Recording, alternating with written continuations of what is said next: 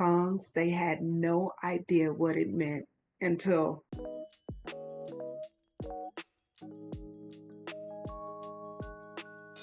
welcome to Message Reveal. Message Reveal identifies a vibe, a message, or a story. Well, today, you guys, we have several special guests. Why do I say several? Well, I'm going to give you guys a list, a small list of my guests, and we're going to talk about songs that they had no idea what it meant.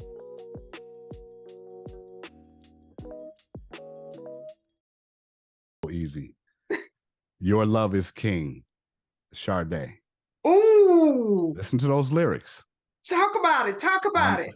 Okay, so as a kid, I'm probably in 5th grade when this song comes out. It's all over the radio. My mom loved Sade. She would play it. So to me, it was old people music. I was like, this is boring. And as I got older, I started getting into girls. Once I get to high school, I realized how valuable she was as an artist, you know, like just her lyrics and her poetry. And so I remember one day listening to Your Love is King. Again, just a radio hit. It's for my recollection as a kid. Then I started listening. And she's like making me dance inside. Round and round and round my head, touching the very part of me, making my soul sing. I'm crying out for more. Your love is king. I'm coming. I'm coming. I was like, whoa. Whoa. That's genius. Yes. You know? Because she sang to me as a little boy innocently. I was like, oh, yeah, she's coming over. It's his girlfriend. She's coming. Yes. And then you grow up and you're like, whoa. Okay. Okay, I see you, Sade.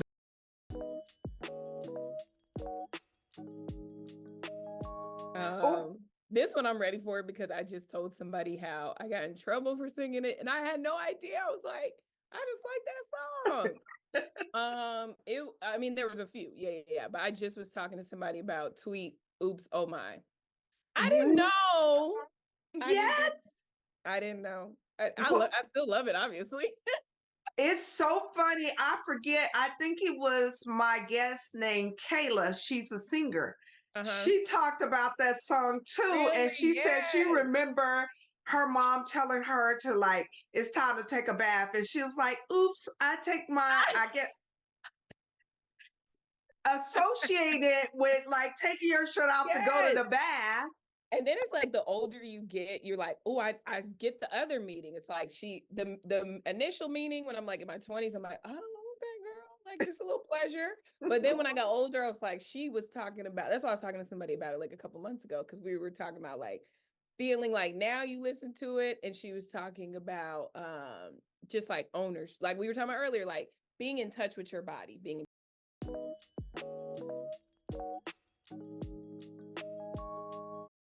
I can't say it. That's this question right here is a good question, and I have a very fond memory. Was in a car with my uncle in the 90s.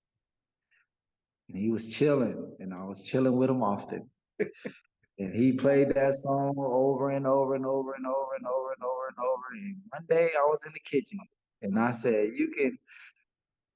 This is adult show, so say what you gotta say so we'll know what you're talking about. You can paraphrase it, but we need to have some reference because I have no idea. No way to paraphrase it. It's not going to come. That is no way that it's going to be good. Just know, for those of you who are watching, listen, I was a child, and when I was a child, I acted as a child. Now that I'm a man, I put away childish things. So my uncle rolling around, chilling, you know what I'm saying? And, you know, he playing his music. And like I said, I'm in the kitchen one day, and my mom was a good old Christian woman. And I said, you could get the duck sick. And she said, wow.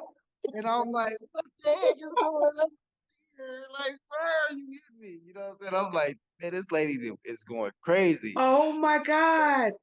Like, I mean, it's no, you know, again, the rights were different in the 90s. So absolutely. So blood everywhere, to say the least. Blood was everywhere. Because from a mother perspective, she like, what in the heck? Like, what did you just say? And I said, and I repeated it. I said, you know, you could get the duck stick, and I'm crying. And she said, boy, you don't know what that means. Don't just be repeating stuff. And so my uncle heard about it. Oh, He said, boy, you crazy. and you probably got him in trouble. I know Yeah, your mother probably was like, don't be teaching my baby that yeah, or yeah. have him listen. That was it. I said there was so I still did not know what it meant until I became a teenager. I was like probably 16, 17 when I figured out what that meant.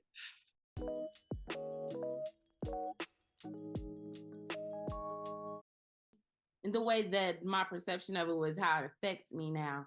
Cause a lot of songs that we were singing when we was younger, like Adina, me and my friend was talking about this.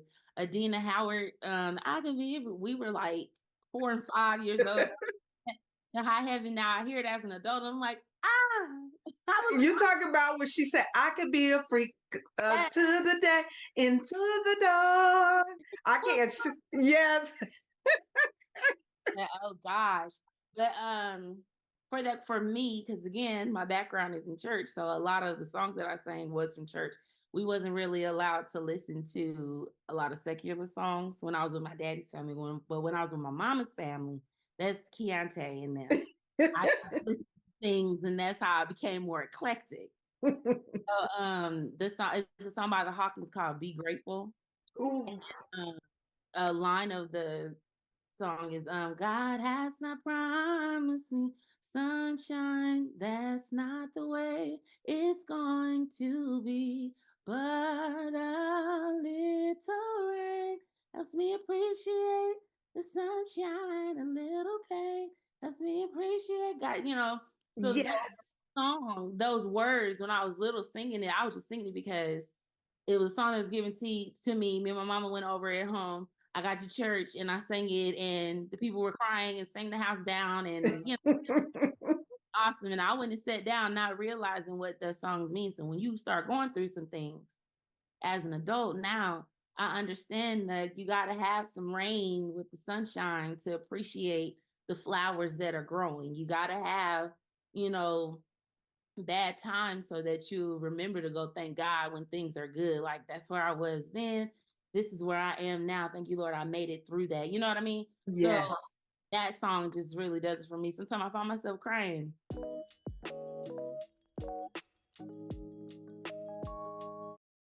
There's a lot of songs like that, right? Because as a child, you don't quite you listen to the songs, you're walking around, you're saying lyrics and things. I mean, I can just tell you this. I always laugh about this whole time. So I came up in an era, what I call it the golden era of hip hop, right? The golden era.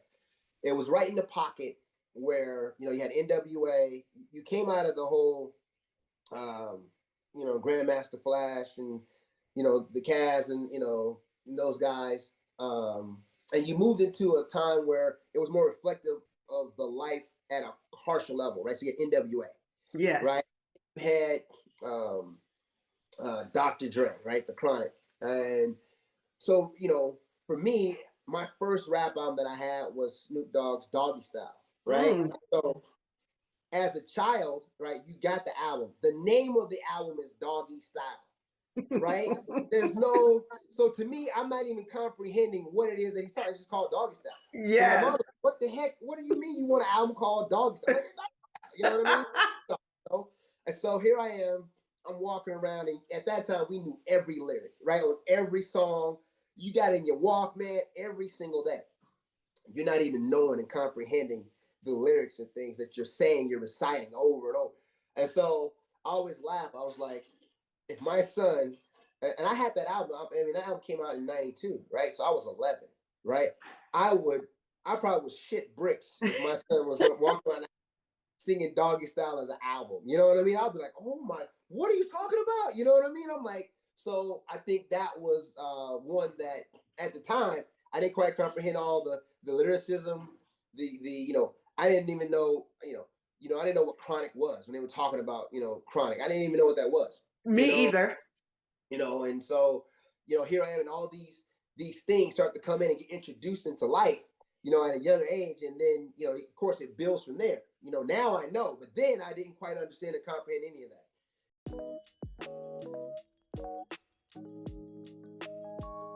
There's several songs. There's a laundry list. There's a litany. I have a whole dossier of songs that. Well, give me what you want to give me.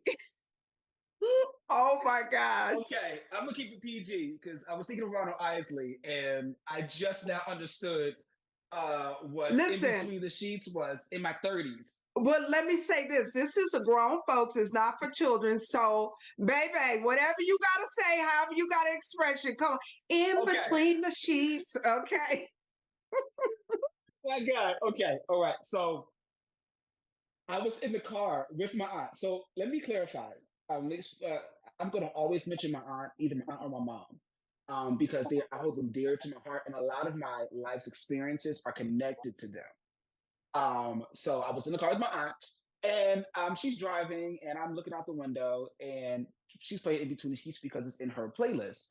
And we get to, my God, we get to this line, and Ronald Isley said, "I love the way you release me. I love the way you receive me."